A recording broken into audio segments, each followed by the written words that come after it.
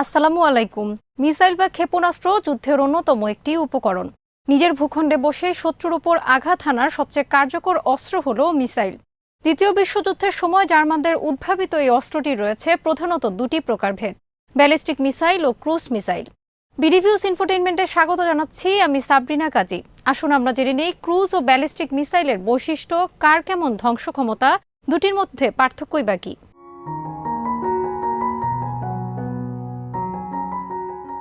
Missile বলতে বোঝায় guided rocket, অর্থাৎ যেই রকেট যান্ত্রিক পদ্ধতিতে টার্গেট চিহ্নিত করে তার উদ্দেশ্যে ছুটে যেতে পারে। এতে থাকবে জেট ইঞ্জিন অথবা রকেট মোটর, যেটি গোলাবারুদকে ছুটিয়ে নিয়ে যাবে দ্রুত গতিতে। একটি মিসাইলে সাধারণত 4টি অংশ থাকে: টার্গেটিং বা গাইডেড সিস্টেম, ফ্লাইট সিস্টেম অর্থাৎ যার মাধ্যমে সেটি উড়ে যাবে, আর থাকে শক্তি উৎপাদনের জন্য ইঞ্জিন, এবং সর্বশেষ ওয়ারহেড বা বিস্ফোরক।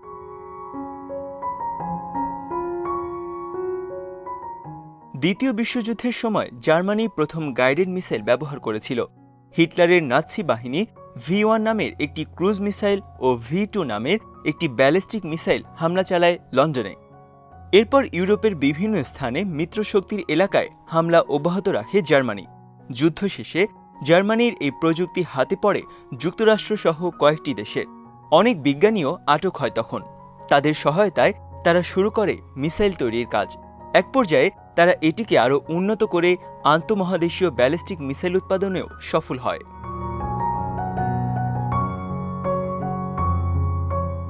ক্রুজ মিসাইল ও ব্যালিস্টিক মিসাইলের মধ্যে আচরণ, ধ্বংস ক্ষমতা ও পাল্লাগত পার্থক্য রয়েছে। ক্রুজ শব্দের অর্থই হচ্ছে যাত্রা বা এই জাতীয় কিছু, যেই মিসাইল ইঞ্জিনের শক্তিতে স্বয়ংক্রিয়ভাবে ছুটে চলে। এটিকে অনেকে মনুষ্যবিহীন এয়ারক্রাফট বা ড্রোনের সাথেও তুলনা করেন। এতে ব্যবহৃত হয় জেট ইঞ্জিন।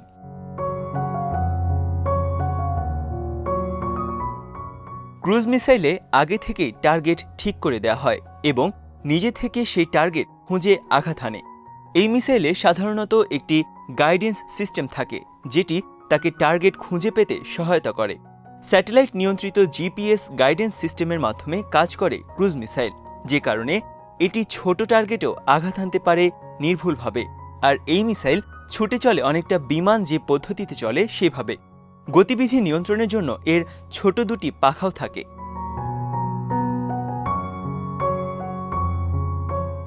বিভিন্ন জায়গা থেকে ক্রুজ মিসাইল ছোড়া যায়: সাগরে জাহাজ কিংবা সাবমেরিন থেকে, আকাশে যুদ্ধ বিমান থেকে এবং ভূমি থেকে।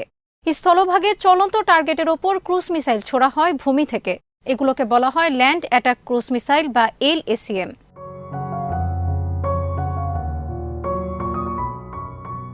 অনেক কম উচ্চতা দিয়ে ছুটে চলে ক্রুজ মিসাইল। প্রতিপক্ষের রাডারকে ফাঁকি দেওয়ার জন্য এটি সারফেসের খুব কাছ দিয়ে উড়ে চলে। ক্রুজ মিসাইল অনেক বেশি ওজন বহন করতে পারে। এতে সাধারণত প্রচলিত সাধারণ বিস্ফোরক ব্যবহার করা হয়। অবশ্য কয়েকটি দেশ পারমাণবিক ওয়ারহেড যুক্ত ক্রুজ মিসাইলও তৈরি করেছে। তবে বর্তমানে বিভিন্ন যুদ্ধে ক্রুজ মিসাইল প্রচুর ব্যবহার হলেও পারমাণবিক ওয়ারহেড যুক্ত ক্রুজ মিসাইলের ব্যবহারের নজির নেই।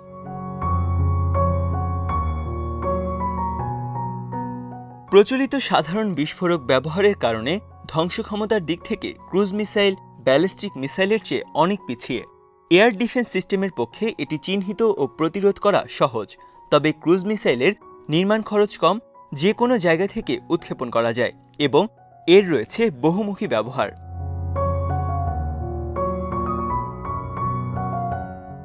শুরুর দিকে বেশিরভাগ ক্রুজ মিসাইলের পাল্লা 300 কিলোমিটারের নিচে হতো। তবে ক্রমশই সেই সীমাবদ্ধতা ভেঙে ক্রুজ মিসাইলের পাল্লাও বাড়িয়েছে যুক্তরাষ্ট্র, রাশিয়ার মতো দেশগুলো। এখন কোনো কোনো ক্রুজ মিসাইল কয়েক হাজার কিলোমিটার পর্যন্ত দূরত্বে আঘাত হানতে পারে।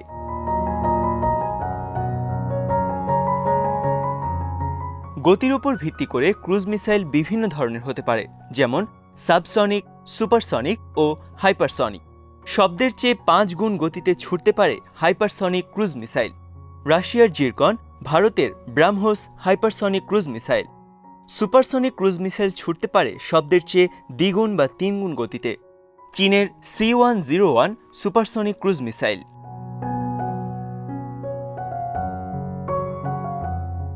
আর সাবসনিক ক্রুজ মিসাইল বলা হয় যেগুলো শব্দের চেয়ে কিছুটা কম গতিতে ছোটে।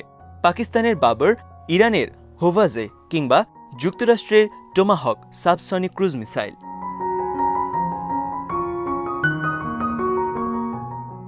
ক্রুজ মিসাইলের মতো ব্যালিস্টিক মিসাইল নিজস্ব বুদ্ধিমত্তায় চলে না। ব্যালিস্টিক মিসাইল ছোড়া হয় একটি প্রজেক্টাইল থেকে।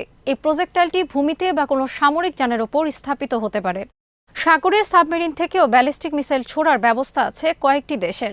কামান যেভাবে গুলি ছোড়ে, অনেকটা সেভাবে প্রজেক্টাইল থেকে ছোড়া হয় ব্যালিস্টিক মিসাইল। এগুলো একই লঞ্চার থেকে একসাথে অনেকগুলো ছোড়া যায় না এবং এতে খুব বেশি গাইডেড পাওয়ার থাকে না।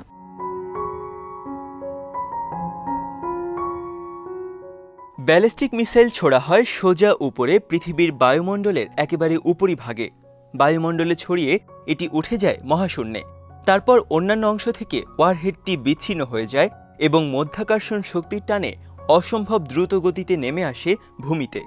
এই ওয়ারহেডই হচ্ছে মিসাইলের মূল অংশ, অর্থাৎ বিস্ফোরক।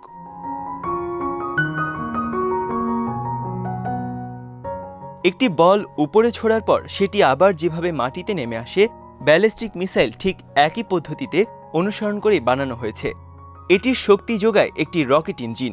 ব্যালিস্টিক মিসাইলকে কেউ কেউ বিস্ফোরক বোঝাই স্যাটেলাইটও বলে থাকেন, কারণ পৃথিবীর কক্ষপথের একেবারে নিচের অংশে গিয়ে এটি আবারও পড়তে শুরু করে পৃথিবীতে।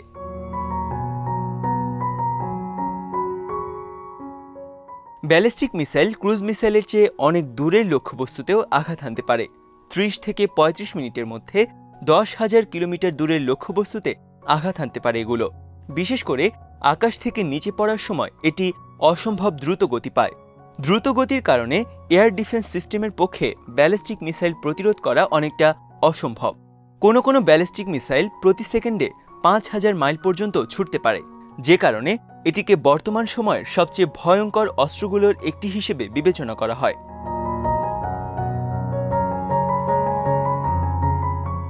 ব্যালিস্টিক মিসাইল কম বিস্ফোরক বহন করতে পারে, তাই এতে থাকে পারমাণবিক ওয়ারহেড, যা পরিমাণে অল্প হলেও ধ্বংস ক্ষমতা অনেক গুণ বেশি।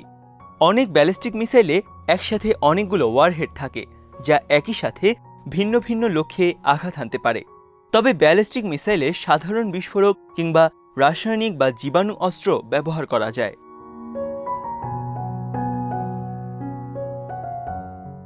ব্যালিস্টিক মিসাইলে জিপিএস গাইডেন্স সিস্টেম না থাকায় এটি নির্ভুলভাবে টার্গেটে আঘাত হানতে পারে না, যে কারণে ব্যালিস্টিক মিসাইল ছোড়া হয় বড় কোনো জায়গা লক্ষ্য করে, যেমন কোনো শহর বা সামরিক ঘাঁটি, এমন কিছু যাতে টার্গেটের আশেপাশে আঘাত হানলেও ধ্বংস করতে পারে কাঙ্ক্ষিত বস্তু।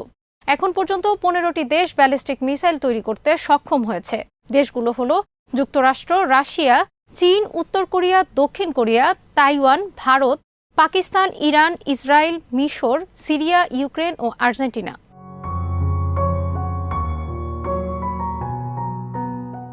রেঞ্জের উপর ভিত্তি করে ব্যালিস্টিক মিসাইল ৪ ধরনের হয়ে থাকে। স্মল রেঞ্জের ব্যালিস্টিক মিসাইল বা SRBM, যার রেঞ্জ ৩০০ থেকে ১,০০০ কিলোমিটার পর্যন্ত।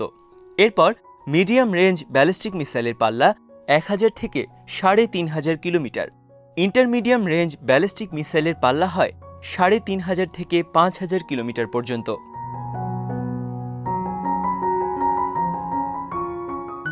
আর সবচেয়ে দূরপাল্লার ব্যালিস্টিক মিসাইলকে বলা হয় ICBM বা ইন্টারকন্টিনেন্টাল ব্যালিস্টিক মিসাইল। বাংলায় যেটিকে বলা হয় আন্তঃমহাদেশীয় ব্যালিস্টিক ক্ষেপণাস্ত্র। এর পাল্লা হয় ৫,৫০০ কিলোমিটারের বেশি। এর সর্বোচ্চ পাল্লার কোনো সীমারেখা নেই। নিজেদের প্রয়োজন ও সামর্থ্য অনুযায়ী এর পাল্লা তৈরি করে নির্মাতারা। মূলত বিশ্বের যে কোনো প্রান্তে আঘাত হানার লক্ষ্যেই ICBM তৈরি করা হয়। শত্রুর অবস্থান যত দূরেই হোক, সেখানে পারমাণবিক বোমা ফেলতে এই মিসাইল সবচেয়ে মোক্ষম হাতিয়ার, যে কারণে উত্তর কোরিয়াও যুক্তরাষ্ট্রের ভূখণ্ডে আঘাত হানার হুমকি দিতে পারে।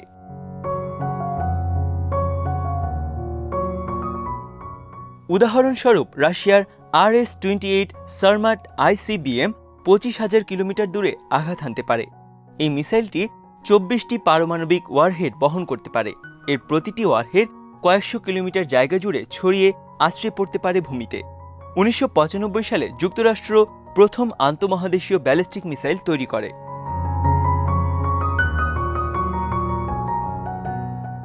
এসবই মূলত ক্রুজ মিসাইল ও ব্যালিস্টিক মিসাইলের মধ্যে পার্থক্য। খুব সংক্ষেপে বলা যায়, ক্রুজ মিসাইল টার্গেটের দিকে উড়ে যায়, আর ব্যালিস্টিক মিসাইল আকাশ থেকে টার্গেটের উপর আছড়ে পড়ে। আচরণগত দিক সম্পর্কে বলা যায় যে ক্রুজ মিসাইল হচ্ছে একটি প্রশিক্ষিত ঈগল যে শিকার খুঁজে নেয়, আর ব্যালিস্টিক মিসাইল হচ্ছে অনেকটা দূরের টার্গেট লক্ষ্য করে ছোড়া তীর, যেটি ধনুকের শক্তিতে ছুটবে, নিজের কোনো বুদ্ধিমত্তা নেই, তবে এর ধ্বংস ক্ষমতা অনেক বেশি।